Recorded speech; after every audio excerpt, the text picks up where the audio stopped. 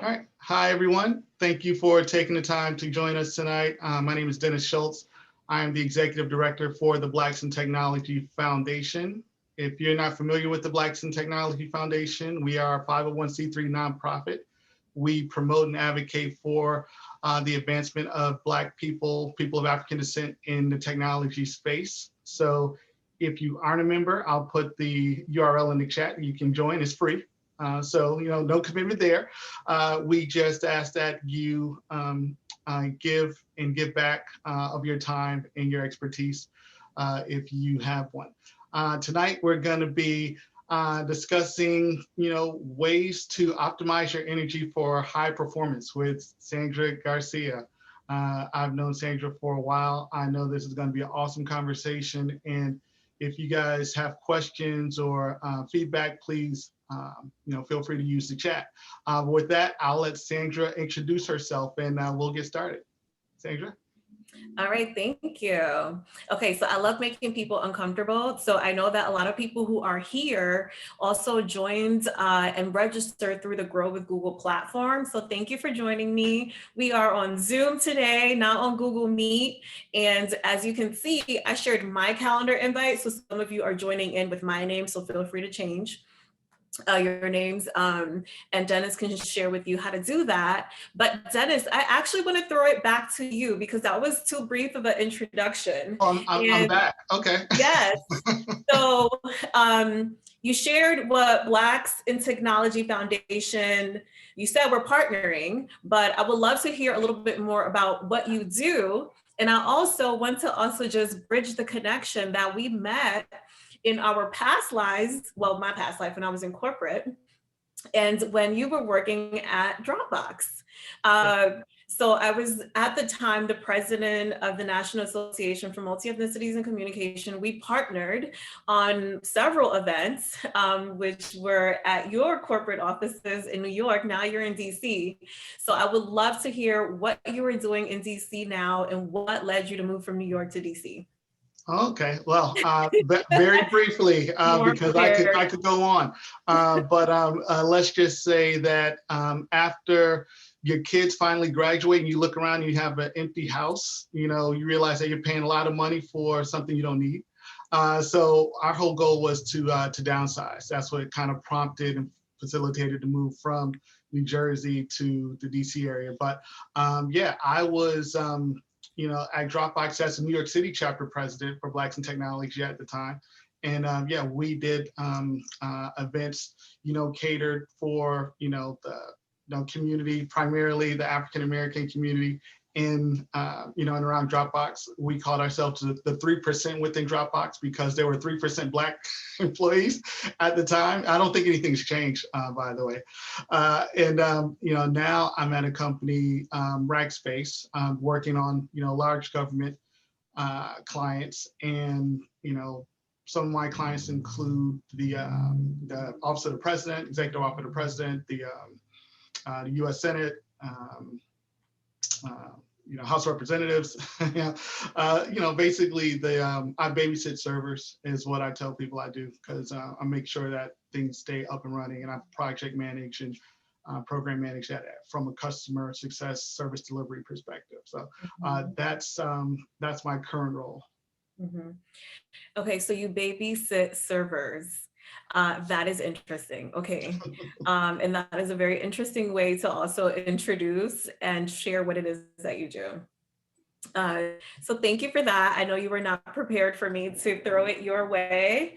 But again, I want to not feel like I'm just talking to my screen in my living room. No, well, you know what? You just holler. I'll come back like the wizard from Wizard of Oz from behind the curtain. It's boom. Yes. Thank you. All right, so I'll go ahead and introduce myself.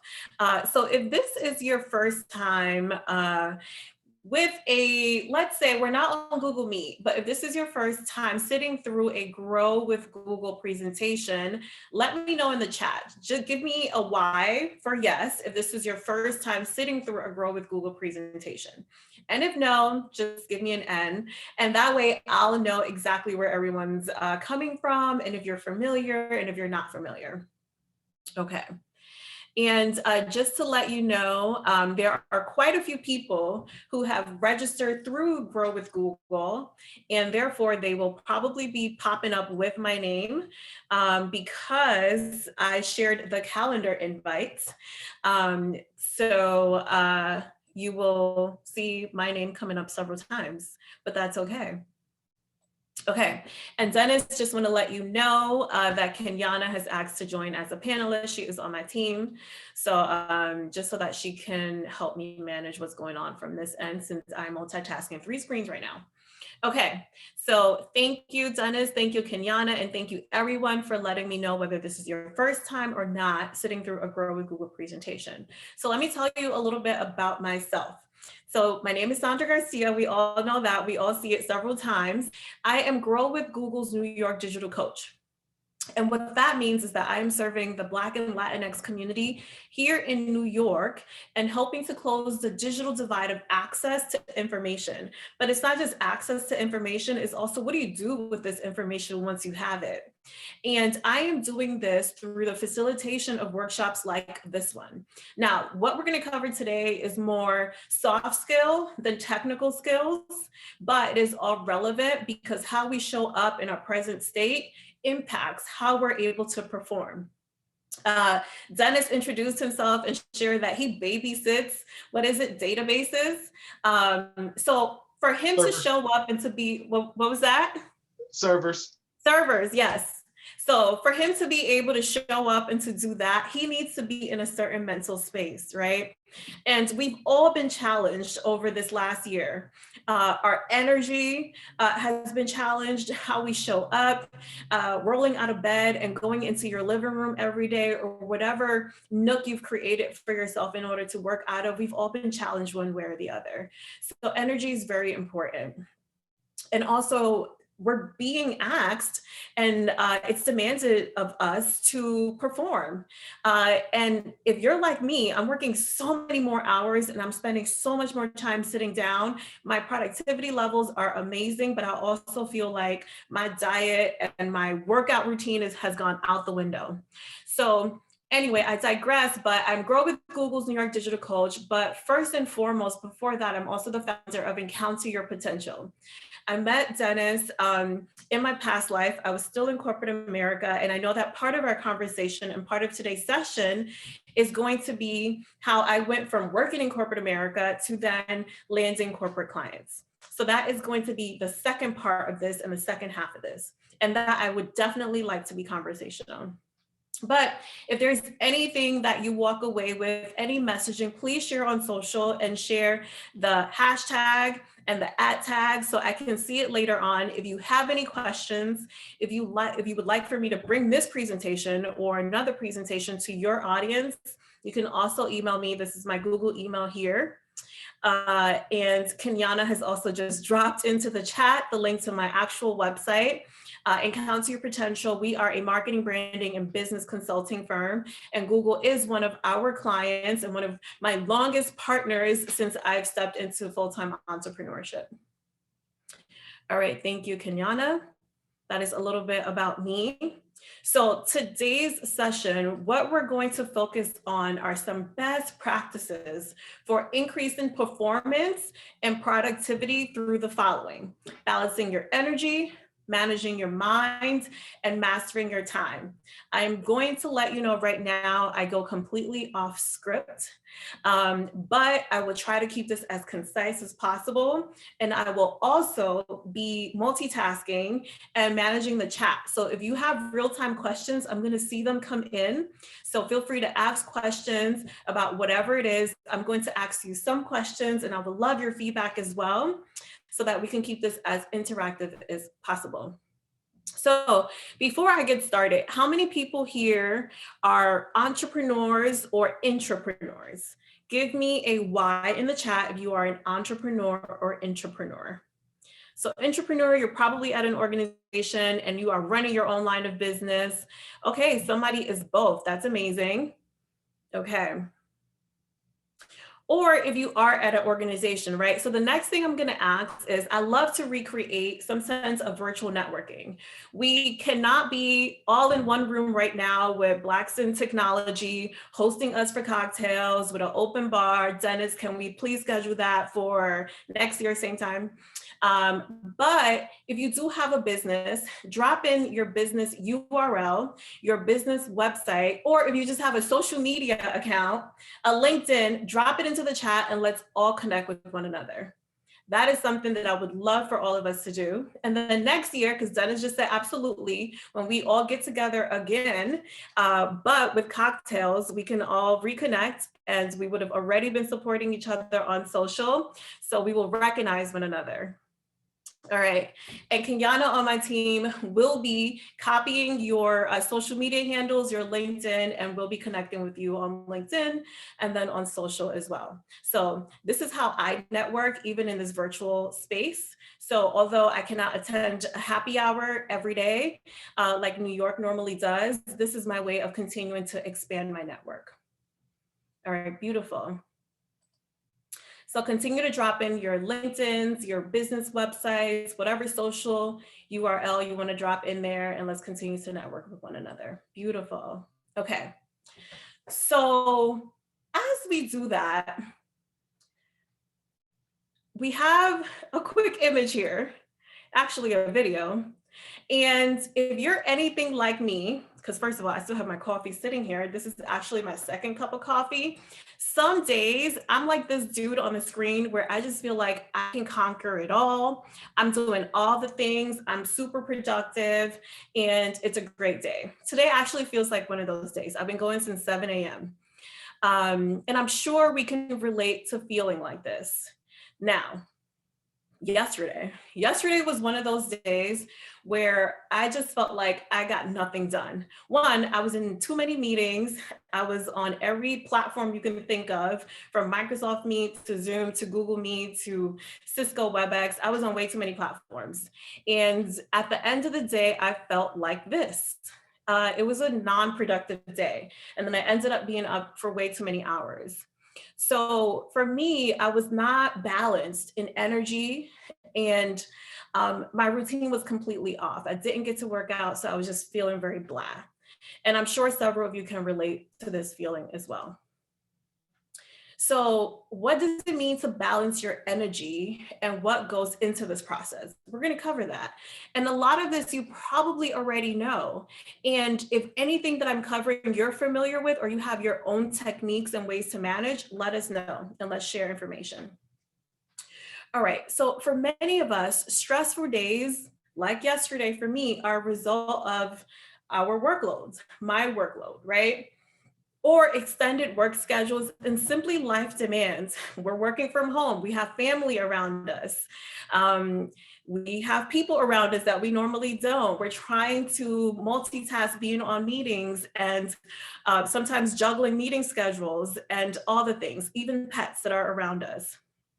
And the core problem with working longer hours is that time is a limited resource, right? And this means that we need to consider where and how we spend our time in order to find balance. And energy is a completely different story. Energy can be renewed if the right practices are in place. Now, when we talk about time, just me being vulnerable and honest, as a business owner, COVID took place and I felt like I needed to spend all my time working because I didn't know when I would have this amount of time to just focus. And even more recently, I shared with a girlfriend of mine who's a fellow business owner that I feel like I've also been working a lot of hours because I realized how productive I've been able to be. And I'm almost making up for time where I wasn't as productive because I maybe was distracted by all the things that were happening around me, whether it was events, happy hours, you know, all the things. But COVID has simplified things. So now I'm working sometimes, and sometimes out of productivity guilt. And I don't know if anyone is feeling this or has felt this as well. So as we talk about energy, energy gives us the ability to do work. If we exhaust our energy during one routine, For example, working a large number of hours consistently day after day, then we'll have no energy left for the other things that are important to us. For me, that is working out. So this happens to me definitely when I pack the front part of my week with too many meetings, which I tend to do. And then towards the end of the week, come Thursday, tomorrow, I'm a little bit exhausted, but I've been able to manage that by taking Friday off. So that is one thing that I usually do. I do not take any meetings on Fridays. So how can we produce more energy so that we have enough to share across all things important to us? So energy comes from four main well springs. One is mind, which involves a person's mental energy and is driven by the ability to focus your mind on a single task versus being distracted throughout an entire day. And we're going to get into talking about distractions. So yes, continue to share your LinkedIn and all your websites, social media handles, all that good stuff. All right, body, which involves a person's physical energy and is driven by physical well-being. I personally get energy from physical exertion, which is running for me.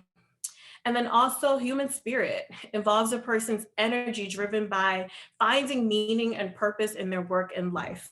And this one is huge.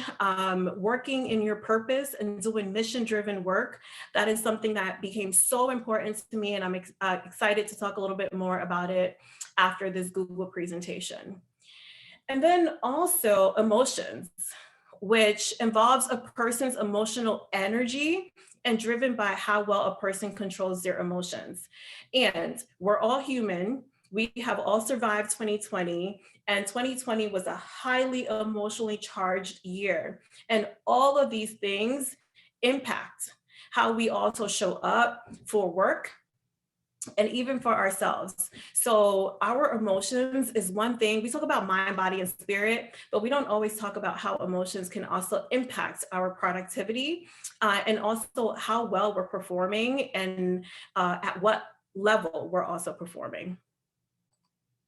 All right, so most of us are ambitiously looking to get more in less time, right? We're all looking to accomplish more in less time. 24 hours, how much can you squeeze into 24 hours? And I'm personally always seeking balance in getting all the things done. My main challenge lately has been getting client work done, as well as feeling like I'm getting enough accomplished for my own business. That has been something that I've been super mindful of, and to the point where I maybe drive myself a little too crazy. But also showing up for self and not half prepared. That was another thing that I learned prior to COVID. I was doing a lot of public speaking, and I found myself at times showing up for engagements, for workshops, facilitations, and rushing to get there, but not allowing myself the time to prepare to show up how I would have wanted to prepare in a way that I would have been fully proud in the way that I showed up. So even preparation is big and impacts how we show up. So energy can be expanded, right? And regularly renewed by establishing specific rituals, intentional behaviors that are practiced and precisely scheduled, and with the goal of making them unconscious and automatic as well. So examples of rituals and behaviors, and I'm sure that some of us have been practicing some, have maybe introduced some new ones during this COVID time period, are maybe going to sleep at the same time each night. That was something that I know a lot of people struggle with at the beginning of the pandemic. Our entire schedules were completely off. So we're probably staying up later. We're spending more time at home. So the break in the day is not the same anymore. Even being able to schedule that lunch hour, that is one of the most difficult things to do lately. Whereas before, when we're probably going into work, you're probably able to break away for that hour and probably able to schedule that meeting over lunch or that meeting over coffee. But how difficult has that become over this COVID and virtual space and era that we're in? So, okay, so Dennis is saying he schedules lunch. Yes. And also, if you have recommendations for how you're also managing these things, feel free to share it with us in the chat. I know that for me personally, and we're going to get into more of this towards the end of the presentation, I block out time on my calendar to do things that are silly, like laundry, but I have to do it in order for me to commit to actually getting these things done. So if I have a hair appointment, I'll schedule into my calendar hair appointment. What I'm trying to do and trying to be better at is also keeping my gym commitments on the calendar. So I'll put on their gym session, and I feel bad if I cancel on myself and cancel on going to the gym. So I look at it as just like I'll schedule a client meeting, I'm scheduling that in there as well. So knowing that energy, right? So physical is a big area. Big areas that make up our physical energy include sleep, nutrition, and exercise. And examples that help include constant movement. I don't have it on right now, but I'm usually wearing a Fitbit because it reminds me at the top of every hour or close to the top of every hour that I need to get up and walk 200 steps. And for me, it seems like constantly I'm getting buzzed because the hour goes by so quickly. Healthy eating, getting regular fresh air or sunlight. That, if you are in New York or anywhere in the Northeast, is a pure struggle. Right now, it is dark. I have my ring light on because as soon as 5 o'clock hit, the light started to go down in my apartment. So getting out for regular fresh air is even more of a struggle when we have so much snow on the ground. So we're challenged with so many different things. Yes, Dennis, Groundhog Day, yes, okay. So we can also start to improve our physical energy levels by taking a break at least every 90 to 120 minutes. And these are things we know, right? And it could just serve as a great reminder. My way of doing that really is having my Fitbit, because if not, I don't do it. All right, so emotional, number 2. When we're able to take more control of our emotions, we can improve the quality of our energy, regardless of the external pressures we're facing. So Michael is Team Fitbit as well. Yes. What else do you use to remind yourself? I have a Google Home. So one thing I try to do also is I won't say Google too many times because she'll start talking back to me. But I'll set time reminders for myself, or even if I'm working on a daunting project, if I'm trying to eat the frog and trying to get that big thing done and I'm taking too long to do it, I'll set a time reminder for me to get it done, or a time reminder for me to get it done so I can get up and do something and break away for about an hour. All right, so emotional well-being. All right, Andrea is saying that last week started working out every day during, yes, lunch for 20 to 30 minutes and noticed a difference in my energy. Absolutely. One thing that I try to do, Andrea, is 30 minutes or 3 miles. So even when I feel bad about not completing the 3 miles, I'm like, okay, I did 30 minutes of at least something, so I got something done today. All right, so mental energy, right? Okay, so I say that mental fatigue can be so much worse sometimes than physical fatigue. The days when I'm required to think and I'm a strategist and I consult with clients and I'm having to think for them, the days where I'm actually thinking, I am tired. I get so tired and more tired than the days when I actually do work out. All right, so mental fatigue. Many people view multitasking as a necessity, right? We're constantly multitasking. Even if we just have music on or the news on, that's multitasking. And we do this when we're confronted with high demand situations, but distractions can be very costly. And we'll go into how costly it can be in just a few. All right. And then spiritual.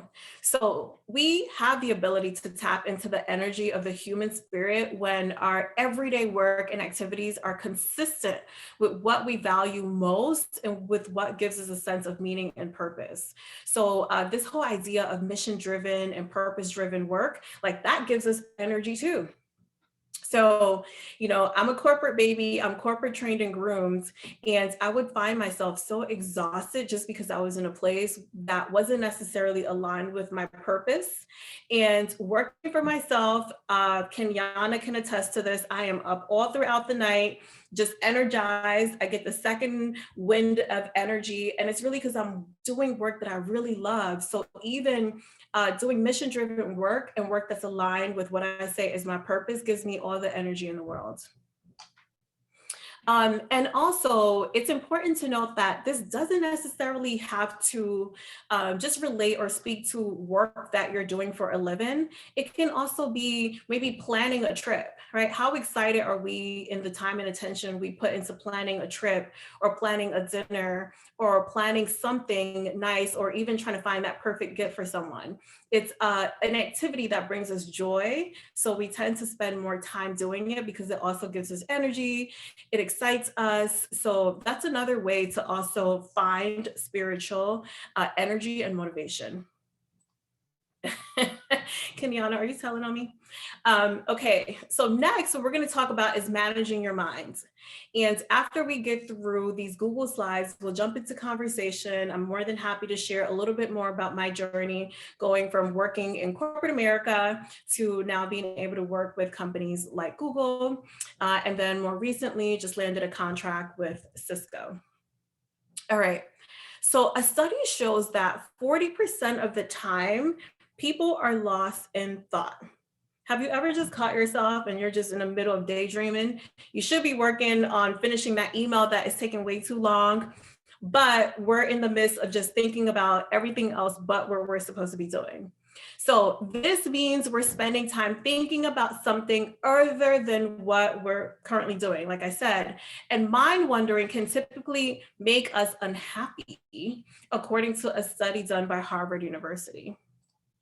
All right, a way to reduce mind wandering is through mindfulness and meditation exercises. So now, if you have a way to meditate during the day, what is the way that you do it? Because it's so hard for me to just clear my mind, especially once the day starts, the emails are coming through, my to-do list is getting longer and longer, or my to-do list is so scattered, it is difficult for me to get centered again. So if you have any tips around mindfulness, please share with all of us in the chat. All right.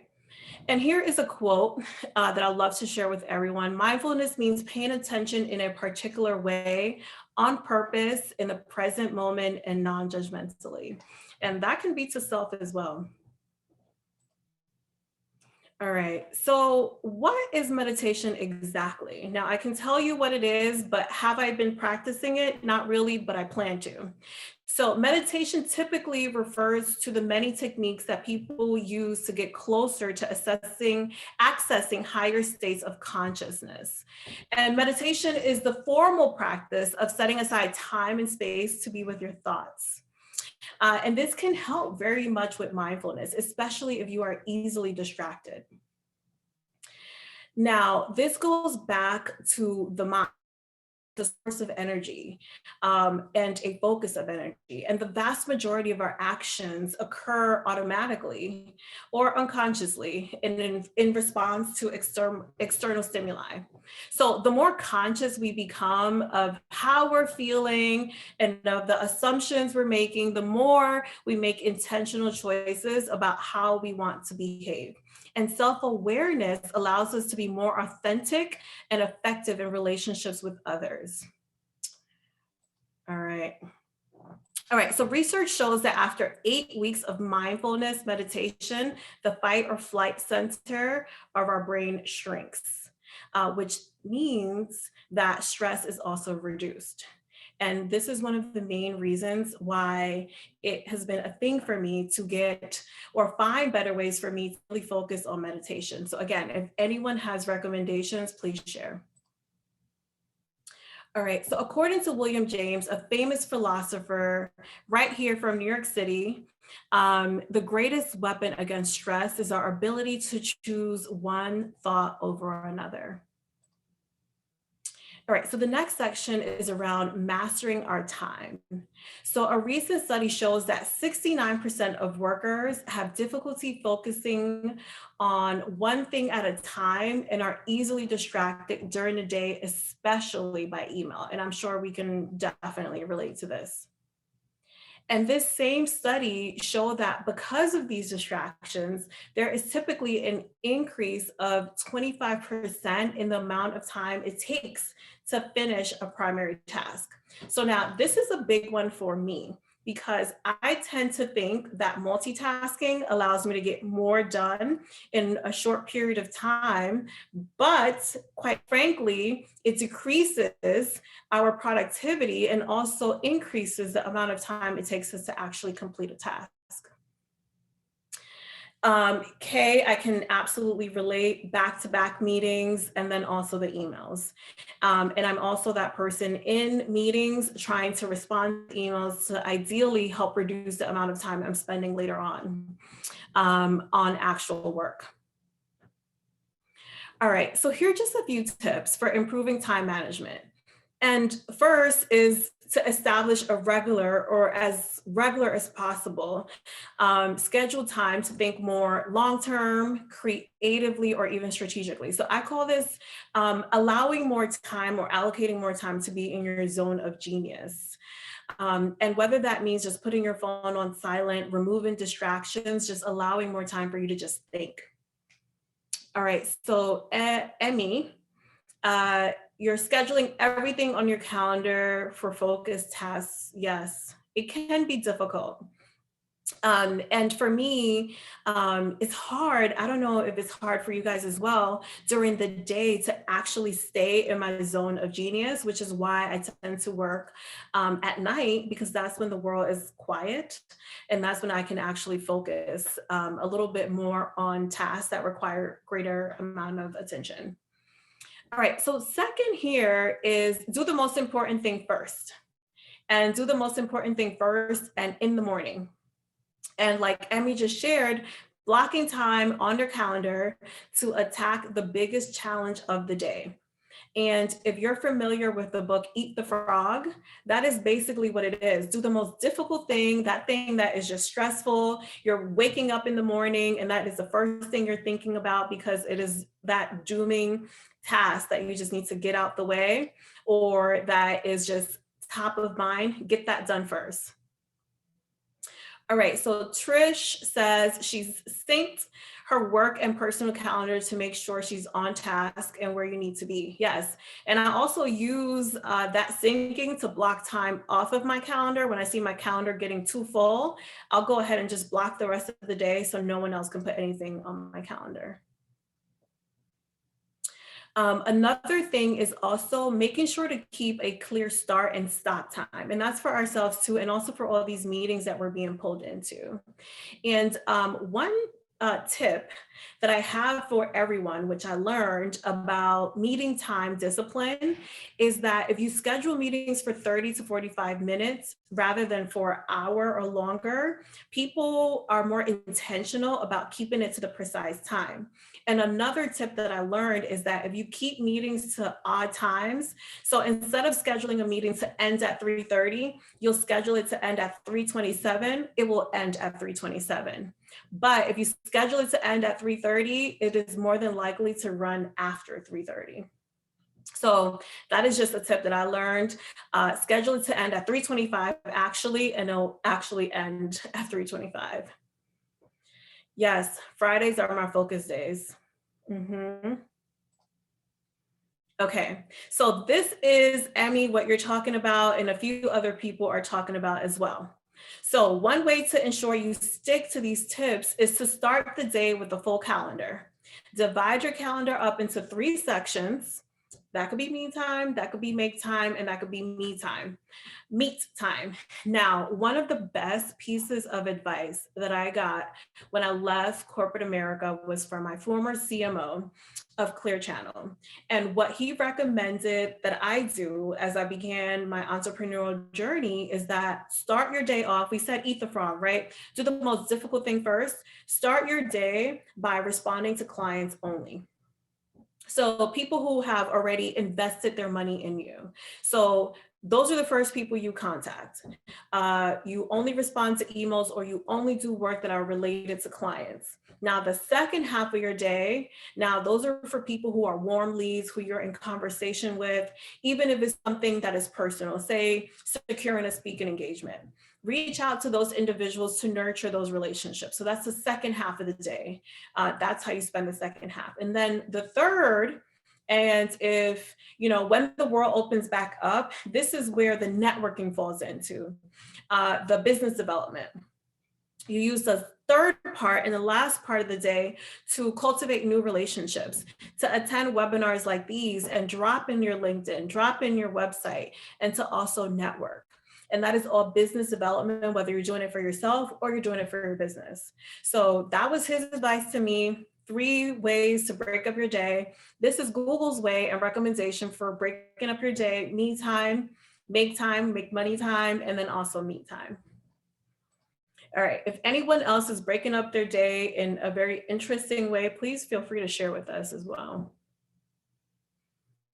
Okay, so lastly, here's another saying here, that remember that the root of all health is the brain. So the trunk of it is in emotion, and the branches and the leaves are the body, and the flower of health blocks when all the parts work together, blossoms and blooms when it all works together. Now, one analogy that I personally use is the tree.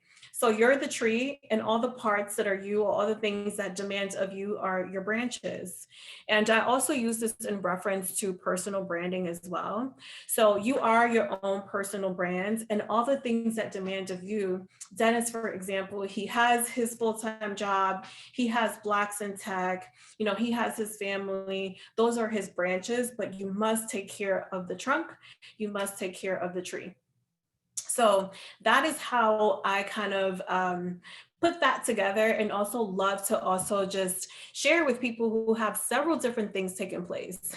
Me, for example, I'm a business owner. I'm also managing not only my business, but other people's businesses, and then also myself as a brand. So I'm seeing that as a tree, and all the other things as branches and dimensions.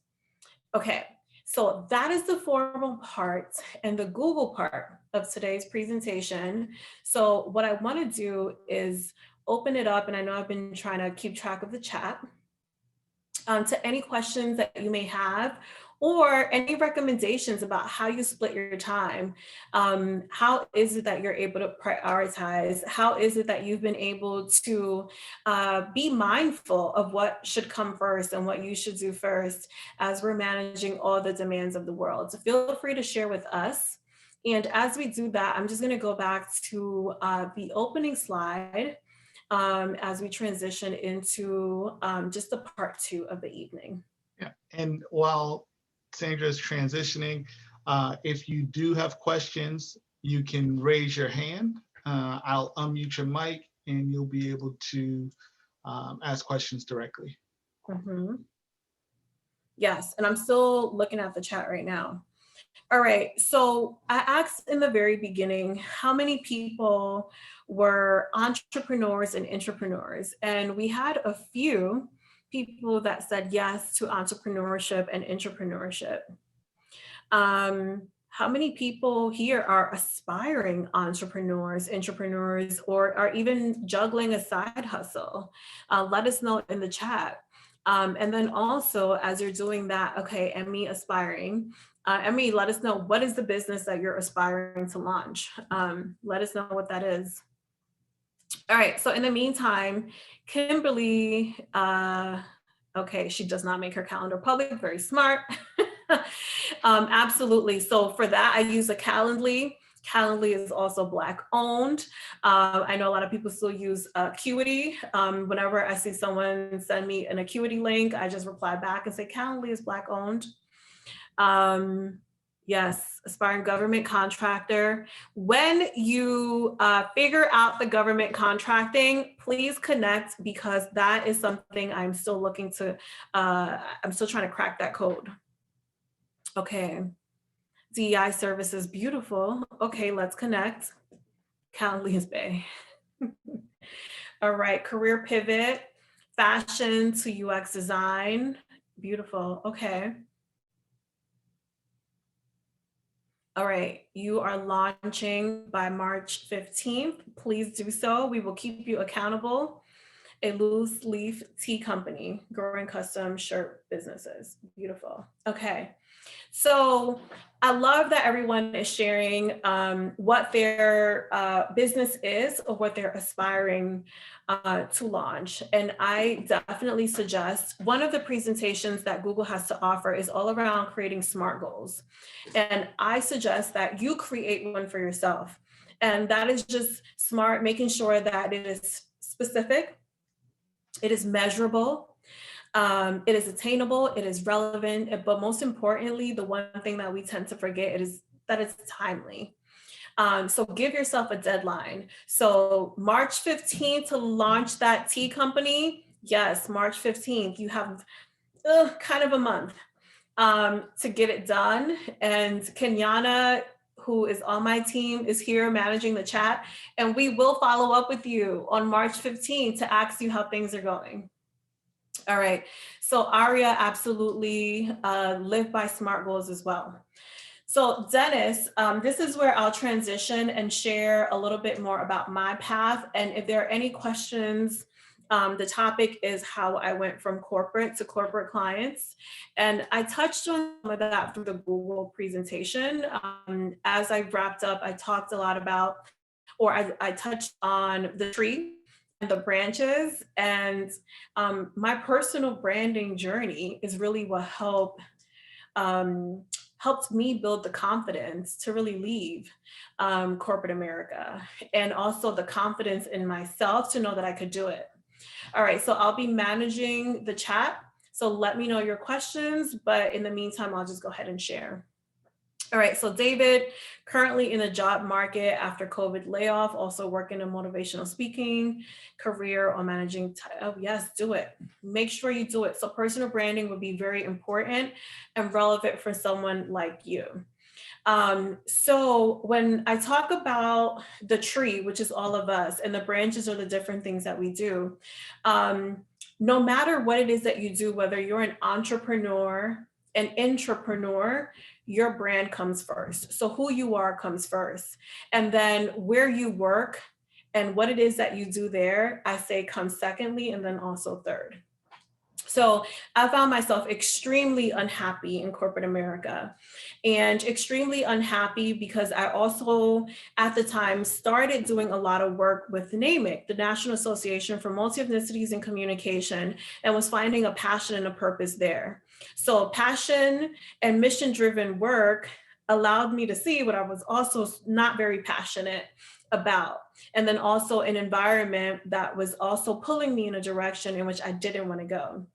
And also was able to see that there were so many different things that I wanted to do. So Encounter Your Potential, as my business, is a marketing, branding, and business consulting firm where I do focus a lot on diversity, equity, and inclusion. So most of the projects that I do go into, there is a lens of diversity, equity, or inclusion.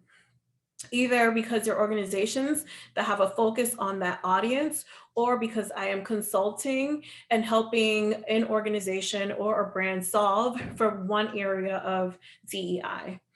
So even when we talk about Google, for example, and Grow with Google, the audience that we're trying to reach, or the audience that Google leverages me to reach, is Black and Latinx small business owners.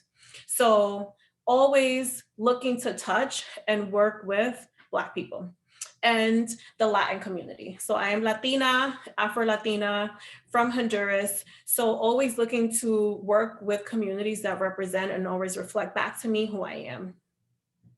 So personal branding, I focused on, David, you mentioned growing your motivational speaking career. That was my path as well. So reaching out to people like Dennis in my past life and creating opportunities for visibility. So through my role with Namic, being able to connect with people like Dennis, who at the time was at Dropbox, and being able to extend myself to then align myself with big brands. And doing that enough until I gained and grew a portfolio and a resume that then allowed me to position myself and present myself to brands for paid opportunities. Just recently planning for a April event, we reached out to a potential guest speaker for this Google Grow with Google platform for a April webinar that we're looking to do, bringing in small business speakers, and it is for free. But that is exactly how I started working with Google. It was a free opportunity. I was not thinking too much of it other than, okay, this is a brand I would love to align myself with. It was a presentation, an hour, no, it took me hours to prepare for the presentation, but it was a 7-minute fireside chat. And it went by so quickly, but it took me so much time to prepare, and so much time that as a new entrepreneur, it was crucial time, meaningful time. But months later, I got an email from someone at Google who was exactly at that talk, who heard the topic and then reached out about an opportunity. The topic for that day was corporate marketing strategies for your small business. So David, if you have a topic that is relevant to something that you're doing now, or anybody here, a topic that is relevant to your current story, or to your current state, how can you turn that into something that is marketable so that you can help market yourself and put yourself out there for visibility? That was one of my biggest learning lessons from personal branding. So personal branding first, being intentional about it, but that too, you are your biggest and your number one salesperson, and then also your number one marketing team. So you are the CEO, you are the CMO of your own brand. So you're constantly marketing yourself and constantly putting yourself out there and constantly running the business of you. So again, I asked everyone to share their LinkedIn information, their websites, because that is something that as someone who is intentional about making the connections, widening their network, we're constantly thinking of networking, expanding, and growing our reach, and then also growing the awareness of our personal brands. So before I continue, I'll just stop there to see if there are any initial questions. And then also just to make sure that this is targeted to you, what are the questions that you have right now based on your current state and based on where it is that you're looking to go? So let me know in the chat, or Dennis, also let me know if we're able to unmute people. Sure. So I have a question. So based on your experience, both in corporate America and as an entrepreneur, what was your biggest challenge in making that leap, and what was the turning point for you to say, okay, now is the time for me to do this? Mm-hmm. Good question. Okay, so I did not prepare to leave corporate America. It was not a plan. I did not have a plan. I was tired. I was exhausted, and that's what led me to leave. I was at Time Warner. I boomeranged back to Time Warner. Time Warner was at the time merging with Charter Communications, and I was itching for a promotion. I was itching for more money. It wasn't happening at Time Warner, so I then took an offer, and it was a money move. They offered me a lot more money. They also offered me a sign-on bonus that matched stock that I was leaving on the table, but they paid it out sooner, so I was able to negotiate. By that time, I became savvy around negotiation.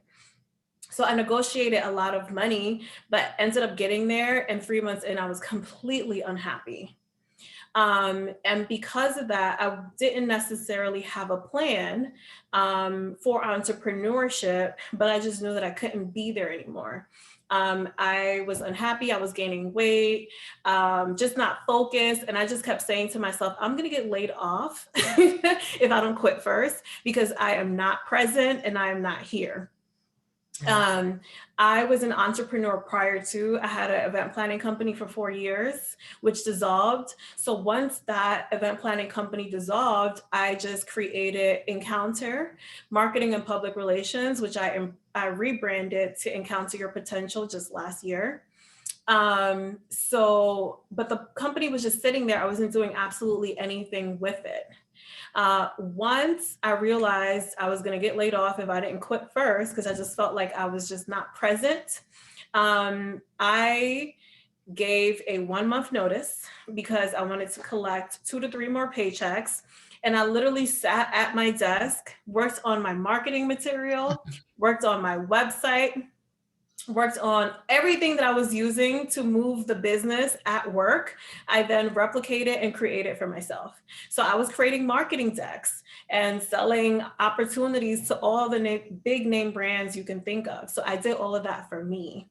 And then I started pitching opportunities, and it took a while. It took a while for things to happen. One tactic that I used to secure my first few clients is, and Kimberly, I see your note, is I would go look to see who was hiring and what positions they were hiring for.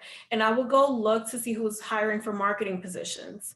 And I would pitch and offer them to consult until they filled that position, because I knew I just couldn't find myself somewhere full time. I wasn't ready to commit to being anywhere full time. So I would pitch just interim work while they fill the position. Or I would pitch to do part-time work, because then they don't have to pay you benefits. And then you also don't have to commit to being available to them. So I would pitch either contract, vendor opportunities, or part-time. And the reality of it is that you can have 5 part-time positions because no one's expecting for you to be there fully present. Mm-hmm. So that was my original strategy. And that was my original strategy to getting opportunities with companies and brands that were bigger than my experience as an entrepreneur was. And that's specifically for professional services, because I was offering marketing, branding, and business consulting services. Yeah, no, I really like that. I like the idea that you gave them a month and you decided you were going to work a little for them and a little for you. And that worked. Oh, I was working a lot for me and very little for them. I was just like, you can't trust me right now because I'm so checked out. Why would you want me to do any of this? Yeah, and actually, I had a situation very similar. I was unemployed, looking for work, and I was like, you know what? Instead of taking a lesser role, I'll just take interim jobs. So I was an interim CMO for a software company for about 6 months. Then I was national sales director for ETS for a couple of months. And I just didn't want to settle. I knew what I wanted to do. I knew what I was capable of, and nobody was going to give me a 50% pay cut. So I was like, no, I'm not. I'd rather be unemployed. So yeah, it's a good strategy, especially if you have a plan and a vision to be an entrepreneur. Don't let the fact that where you are is a necessity.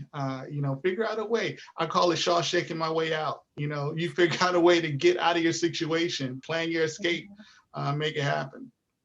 Right. And another thing to that as well is that once I realized there's no way I could go back to corporate, because I love the freedom of being on my own, the freedom of saying, no, I do not want to have meetings before 10 a.m. And that's okay because you have to respect my time now, is that you can always get a side hustle to now feed or to make up for you being on your own now. And there's nothing wrong with that. You can always get a part-time gig, even with one of these big organizations, to supplement what you're leaving behind. And that was something that I had to do. But also, one thing that I learned really quickly is that this money that I was chasing while I was at Time Warner and upset about because I was just looking for a 10K promotion, right? Now, 10K is what one client can pay you in a month, right? So you can have 10K clients in a month. And now what you were looking for in maybe a year, you can make in a month. So you begin to then look at numbers very differently and see that you have the ability to do so much more independently and on your own than sometimes what we ask for from organizations. Yeah. And since we don't have any questions, I'll just keep talking to you because I'm pretty inquisitive. So with respect to the work that you were doing in corporate America for, these large entertainment communications companies, what things didn't translate? Like, what things did you think that you were going to be able to do independently that you needed that, big conglomerate to actually accomplish? Mm-hmm. Yeah. So you go from, being a part of teams and a part of something big to now having to create that big for yourself, right? Once upon a time, I could just tell people I work for CNN Money and everyone be wowed and impressed. But then, I say I run my own business, and there are sometimes you hear a lot of people who say they're entrepreneurs and running their own businesses, but having to prove that value. But with that also comes the resources. So once upon a time, there's a marketing team, a finance team, an accounting team. I had to learn to figure out how to do all those things on my own, everything from payroll, how much you should be paying yourself, when to start paying yourself, taxes. I hate insurance, but you have to pay yourself, and you need health insurance too. So all the things that, I just wanted to do marketing and make beautiful things, but now I have to do all this finance and bookkeeping too. I had to get a business lawyer, all these things for trademarking, all the things that you need to do in order to actually functionally operate and run a business, especially as the business is growing. So that is the one thing that I was the most unprepared for, all the things that go into actually running a well-oiled machine, and knowing that you can optimize and figure it out and improve also along the way, because you don't always have the budget in the beginning to be able to manage all of these things. So I think that to me was the biggest difference. Also, people say often entrepreneurship can feel lonely, but the reason for that is because you don't always have people you can bounce those things off of. Kimberly, I'm gonna answer your question, but even a question like that, how do you know how to price your services? You may not have too many people you can go to and say, hey, what should I be charging for this? Or I remember putting together a proposal for Tyler Perry Studios and not knowing how to construct the SOW, and having to go to a girlfriend who was a few years further into business and saying, hey, I need to get back to these people. And I talk a lot about the cost of inaction. The longer it takes sometimes to respond, to get back to, that could be missed and lost opportunity. So the cost of inaction was going to get too great if I didn't respond back soon enough. So I reached out to a girlfriend. She shared a copy of her statement of work with me, which I was able to recreate to get back to Tyler Perry Studios. But even something like that, I was completely unprepared for. So completely unprepared and not knowing the difference between contracts, SOWs, the proposals that have the pricing at the end. There's so many different formats that depending on who you're talking to, where the conversation is, what do you actually present to them. So those were some of the things that were challenges at first. Now it's almost second nature. And also putting together proposals that are max 2 pages, proposals that are set, presentations that are set and ready to go. Things that you just want to have handy and that you can send out. So Kimberly, how I figured out pricing at the very beginning. I knew corporate pricing, but of course I can't charge millions of dollars because I'm not that big yet. So what I did, I found a white-owned, white male firm, and I reached out for marketing services because I wanted to see what this white male would quote me. And those became my prices. because I didn't know how else to price. But even in my time in corporate, I was always so afraid of undervaluing myself, because you hear all these conversations about women lowballing themselves, right? So I was always so conscious of that in corporate. I was like, I never want to just accept the offer, the first offer they give me. So I was like, who am I going to go to? I looked up a few firms and I reached out for pricing, and that became my pricing. And then over time, it just increases.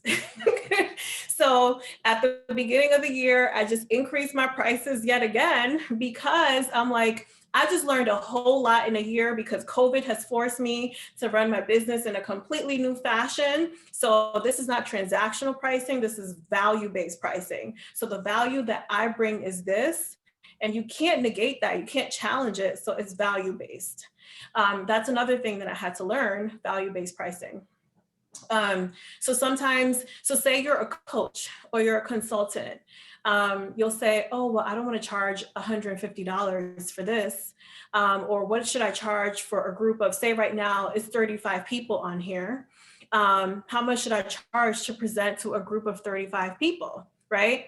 If you go to the doctor, for the doctor to see you, it costs something. If you go to speak to a lawyer, it costs something to speak to a lawyer. So anyone who speaks to you should also pay you for that time that they're talking to you for.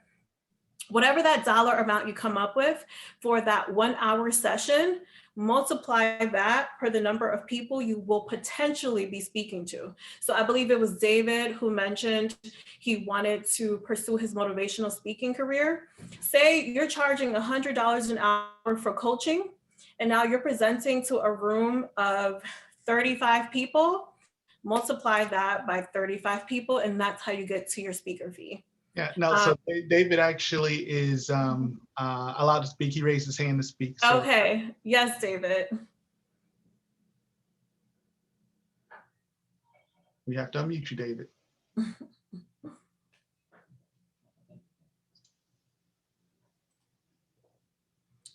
All right, yes. I hadn't seen the directions where I could change. I saw the directions. I didn't figure how I could change my actual name, presence here, whatever. So yeah, I appreciate all this advice. This is great. And that's a great way to determine pricing too, because 1 in 9 people right now in our country have diabetes. And the majority of them, over 90%, have type 2 diabetes, which can be managed in most cases pretty effectively. And so I've had it for 15 years. And with the doctor's help and doing a lot of self-study, basically deciding it was my life depended on it, I've actually managed it. And I'm extremely healthy. I just rode 17 miles on my bicycle yesterday. So, you know, I want people to be healthy, and I want to be able to help them.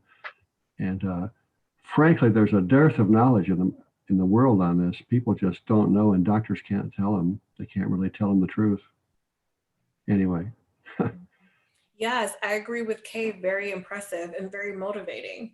And yes, use your story to motivate and to inspire. And I think that's really it, moving people to action. So using your story and life experiences to move people to also take action for themselves. Thank you for all the advice and tips. Mm-hmm. Yeah, thank you. David.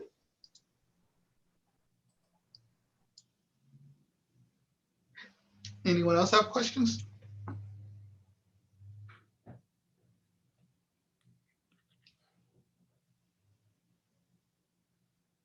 Yeah, Michael Bruno just shared, usually if they accept the first offer without resistance, usually a bad sign. You know, I've also found over time, busy people can be very decisive. And I rather work with people who are sometimes more decisive than not. Sometimes smaller clients can be a bigger headache and indecisive, whereas sometimes my busier clients know exactly what they want, very prescriptive, and they move fast. But with that also, they will make a decision faster because they also understand the value. And that is one thing when it comes to professional services, is important to work with people and other businesses who understand the value that your business brings to them. And then also price based on long-term value, not so much what you're doing in the moment. So if you are servicing someone and helping them put a strategy together so they can double their business, then you're going to price them for how they're going to double their business, not so much for the strategy you're helping them put together. So that's another learning too, to price based on the value that you're adding and the impact, and not so much what you're actually doing. There was another question in the chat. Let's see. I was just looking at it. Where'd it go? Yes. Any thoughts on Oh, professional business groups?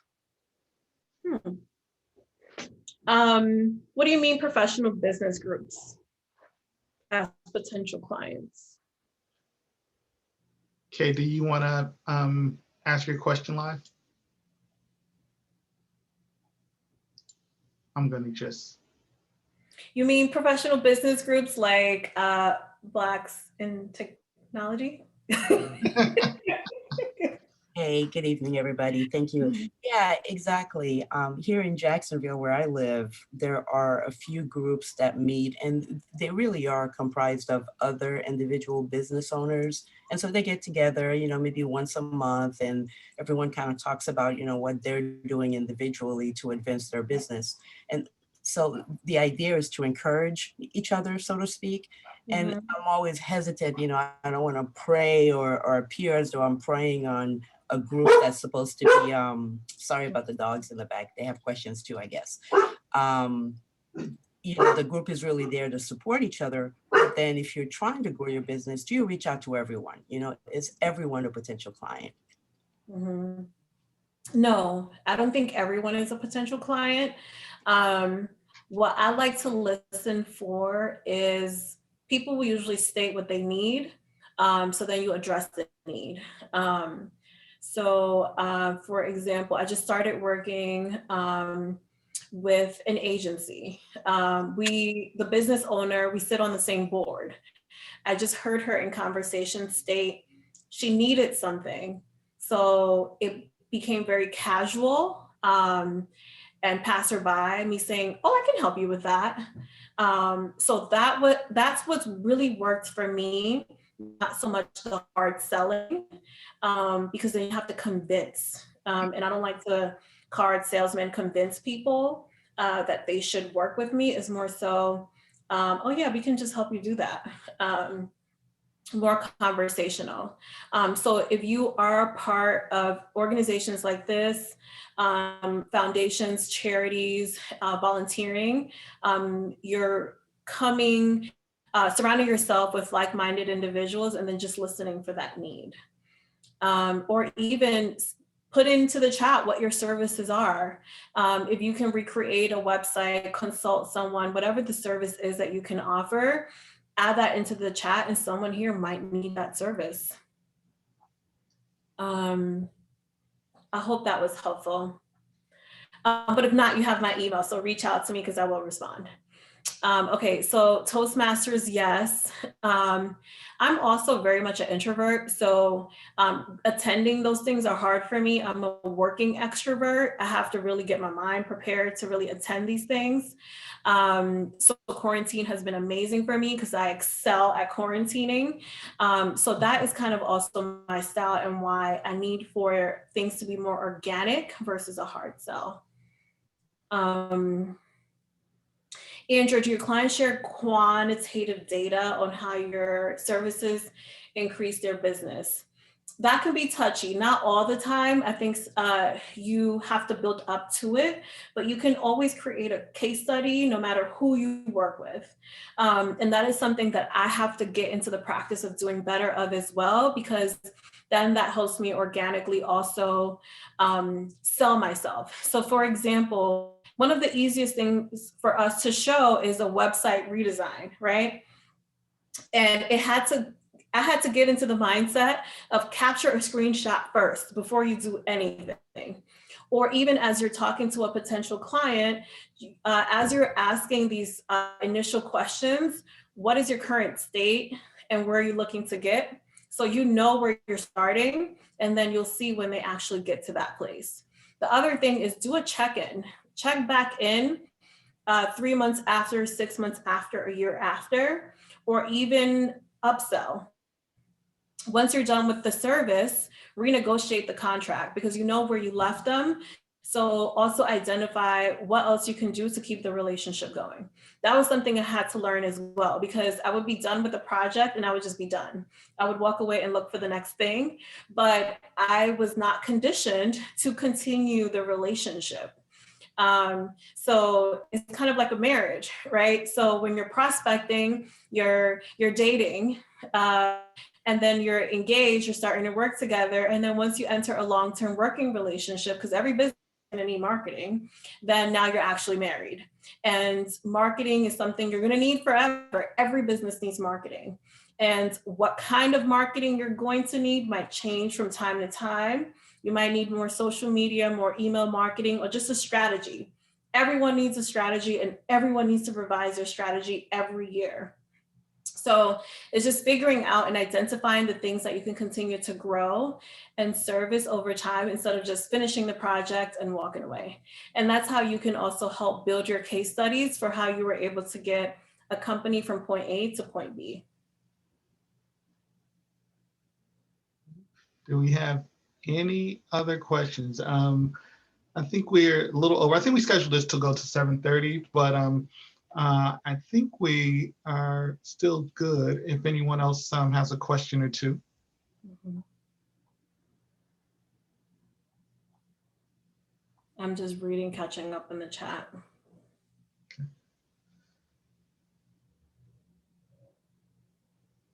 All right, Jared, I'll let you ask your question.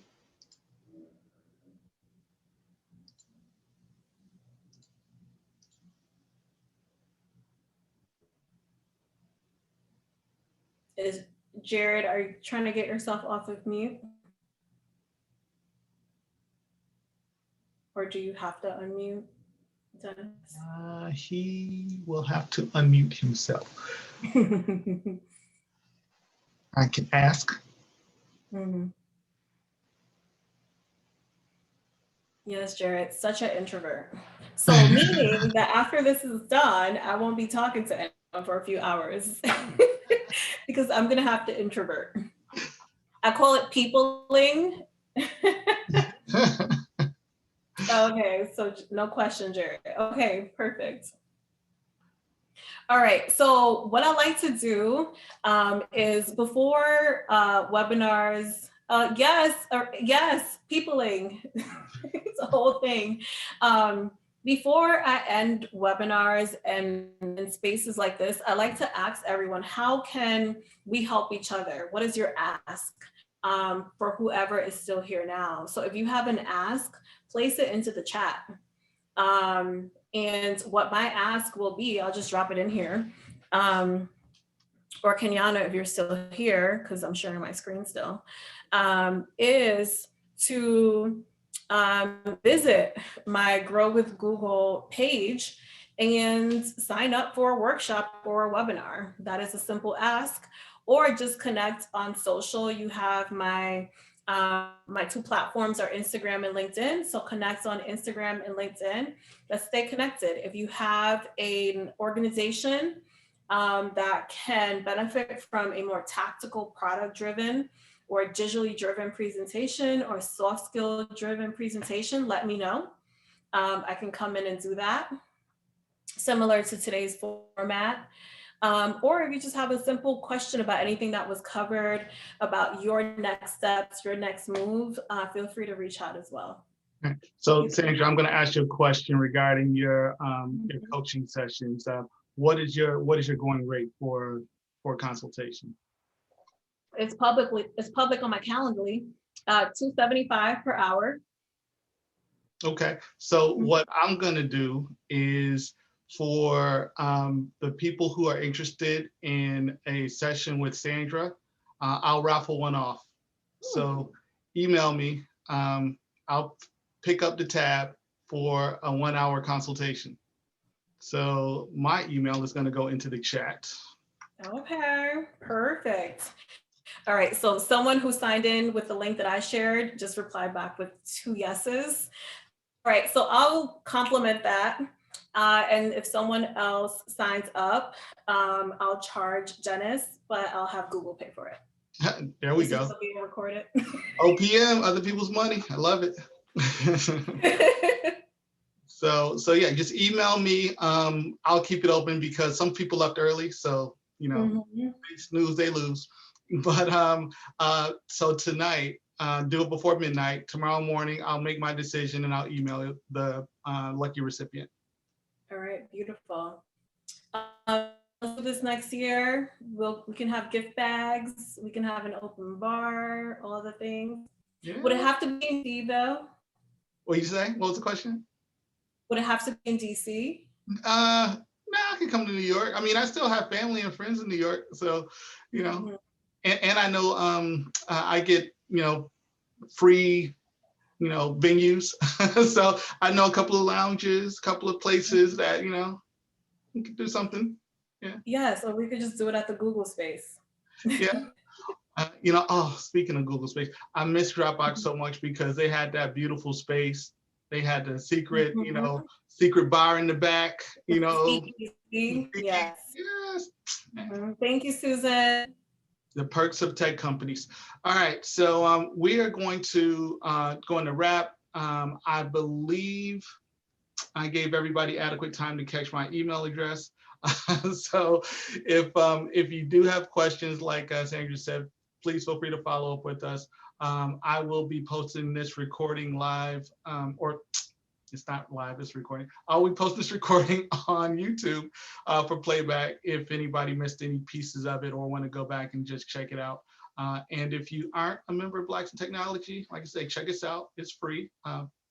Foundation.blacksintechnology.net is the URL. So look forward to seeing you guys at a future event. And thanks everyone for taking the time tonight. Thank you.